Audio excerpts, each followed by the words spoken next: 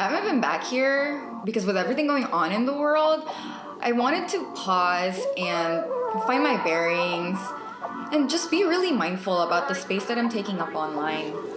So I thought this would be a great opportunity for me to actually introduce myself and where I'm from before I even start talking about moving forward. I was in the Philippines for a majority of my childhood.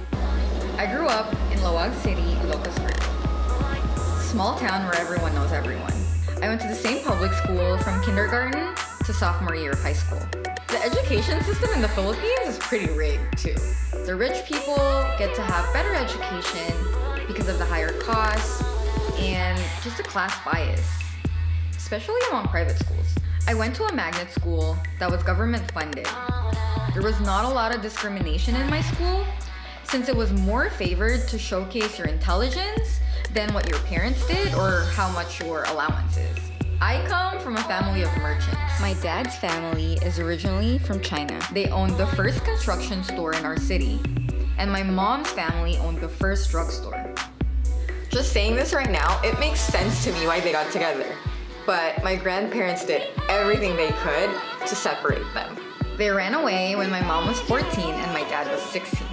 They ended up getting married when my mom was 18, 4 years later.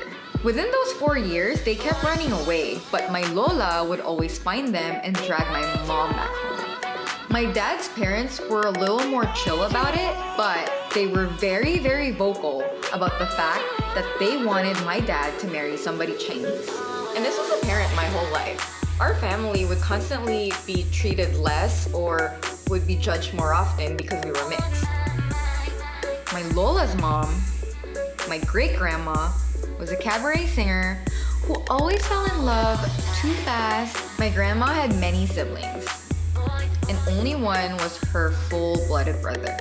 When her elder half-sisters migrated to Delano, California, and after a few years, she petitioned the rest of her siblings. By the time my grandma came to America, she was already 40 years old and had 4 kids.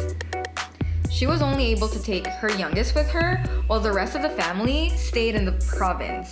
After over a decade, my mom and her siblings got the green light to migrate. My mom stayed home and she managed a drugstore. By this time, they all had families already. My parents say they didn't think migrating to the US was a good idea because business was doing well. My dad's hardware store was making money. They were in their 30s. They were enjoying life in the Philippines. Lead Movement is the only eco-adventure group in Ilocos Norte that promotes responsible adventure tourism. From 2009, they were thinking of a new adventure to offer here in Ilocos Norte. Apart from churches, mga white sand beaches like in Pag. So they had me, the backup. I'm the second of 5 kids. I was born in Los Angeles, in historic Filipino town actually. After just a few months, my mom and I went back to the motherland. I had a very down-to-earth upbringing. We worked at both stores, we had shifts. I worked at the drugstore on the weekends, and if we weren't in school, we were helping at the hardware store. My older sister is 7 years older than me. And my parents sent her to LA when she was in high school. So for a long time, I was the stand-in elder sister to my younger siblings. After Martine came back, I left for LA. I went to the same high school she went to at Bishop Connedy, Our Lady of Loreto on Pico in downtown LA. I loved my school.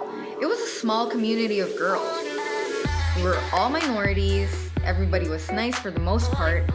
Growing up in my grandma's house was a little odd because I was so used to being in a small house with a big family, and all of a sudden it was just me and my grandparents. Growing up as the one chance to move baby, so much pressure. I felt like I could not fuck up. If I did anything wrong or gave up, I would have derailed the lives of people that I love. 3 other kids. After high school, I went back home for college and was pressured into getting a nursing degree.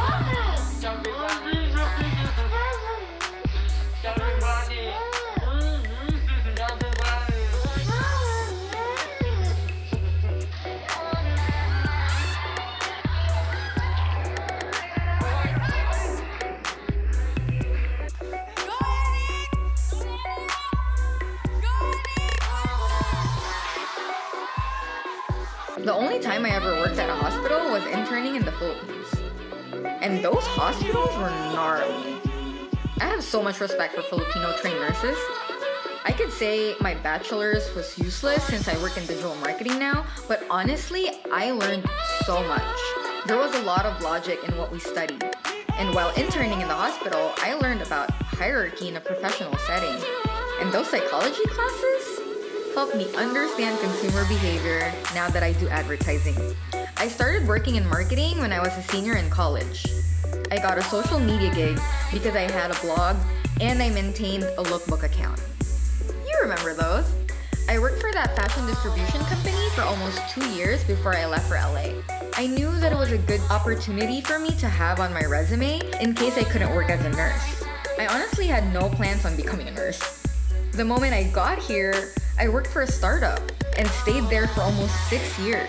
I love working in digital. It's fun. But I do admit I got jaded at one point. Especially in LA, where everyone is always trying to juggle multiple things at once. I've experienced microaggressions from people in the past, but I didn't understand what that was. So anytime that I would feel a certain way, or anytime I would react, I thought I was being too defensive or being too guarded even. Now, after this collective awakening, I am slapped in the face with so much realization and appreciation of what we go through. And where we are now is proof of that resilience. There's so much to learn and there's so much to unlearn. Systemic racism is real, and that also results in internalized racial bias and colorism. I can only speak from an Asian's perspective, but I want to break those down with examples. Systemic racism, where there is a design structure for one group of people to stay ahead of other people. For example, in the Philippines, there are dynasties that sit on the same throne for generations, both in politics and in business.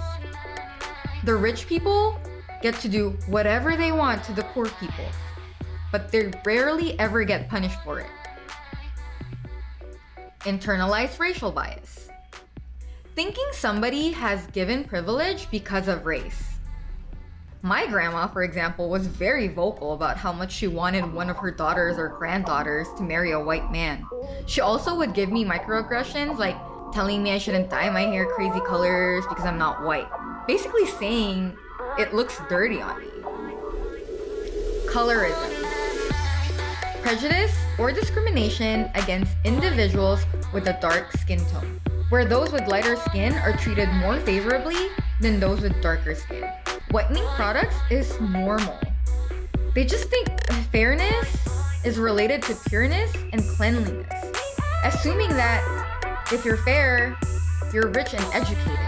I know that I have experienced racial bias, but I recognize that I have benefited from colorism. As I live with this new awareness, I want to be more mindful about the space that I take up online, as well as everything that I consume. I started researching the people and the brands that I support, because we shouldn't forget that our money is our vote. And if a public figure or company's policies are not in line with our values, especially on humanitarian issues, then we shouldn't support them. Anyway, my name is Eric Tan. I'm a self-taught internet marketer and a business owner. I created this unisex brand called Gara, focused on accessories that knows no boundaries. Follow me or subscribe for life talks like this, marketing tips, clothing, and tech hacks on my series Multi-Hyphenate. You can also support me by going to garasun.com or gara.sun on Instagram. See you next time.